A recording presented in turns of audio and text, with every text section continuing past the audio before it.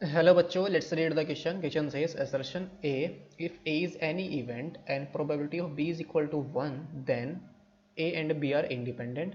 Reason are, if probability of A intersection B is equal to probability of A into probability of B, then A and B are independent.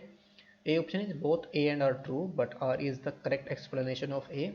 Both option B, both A and R true, but R is not the correct explanation of A. C option is A is true but R is false. D option is A is false but R is true. E option is both A and R false.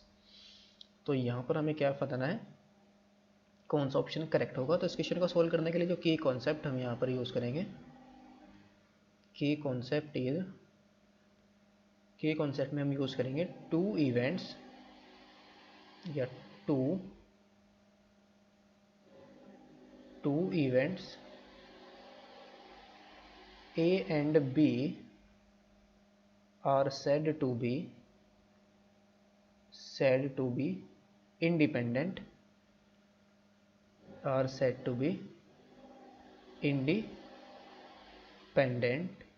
if and only if क्या हो, probability of A intersection B is equal to किसके equal आ जाए, probability of A into probability of B के equal आ जाए। तो हमारी इवेंट्स क्या हो जाएगी, इंडिपेंडेंट। एंड सेकेंड हम यहाँ पर ये फॉर्मूला जो यूज़ करेंगे वो होगा probability of A intersection B is equal to probability of A plus probability of B minus के probability of A union B. इस फॉर्मूले को हम यहाँ पर यूज़ करेंगे।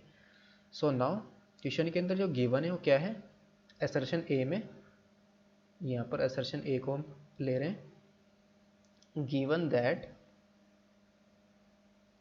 असर्शन में क्या गिवन है, A is any event, A is any event and probability of B कितनी गिवन है, 1 के इक्वल गिवन है। अगर प्रोबेबिलिटी ऑफ बी 1 है और ए कोई भी इवेंट है तो this implies probability of A union B भी हमारी क्या आएगी, 1 के इक्वल आ जाएगी। 1 से तो ज़्यादा नहीं हो सकती, तो probability of A union B भी हमारी 1 के इक्वल आ जाएगी।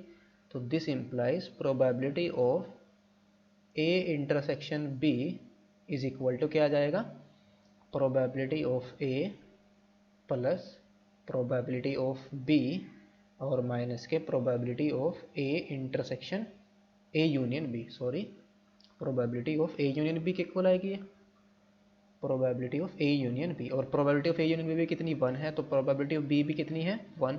तो यहाँ पर आ जाएगा 1 माइनस 1, दैट इज किसके इक्वल आ गया, प्रोबेबिलिटी ऑफ ए के equal, that is probability of A intersection B is equal to किसके इक्वल आ गया, प्रोबेबिलिटी ऑफ ए।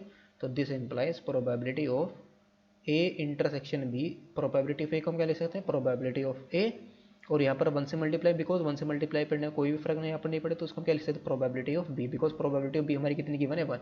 तो probability of A intersection B किसके इक्वल आ गई, probability of A into probability of B के। तो this implies A and B हमारी क्या आ गई, independent. This implies A and B are independent.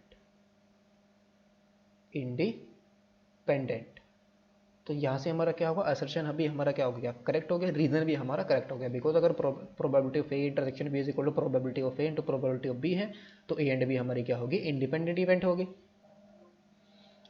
तो जो हमारी A and B independent event है, किसकी हेल्प से है, probability of A intersection B, probability of A into probability of B की हेल्प से आई। तो स्टेटमेंट ए भी ट्रू है, बी आर भी ट्रू, यानी असर्शन ए भी ट्रू है, रीजन आर भी ट्रू है, और आर क्या है, ए की करेक्ट एक्सप्लेनेशन है। तो ऑप्शन हमारा कौन सा करेक्ट होगा, option number A is the correct option. Hope you understood it well, best of luck, thank you.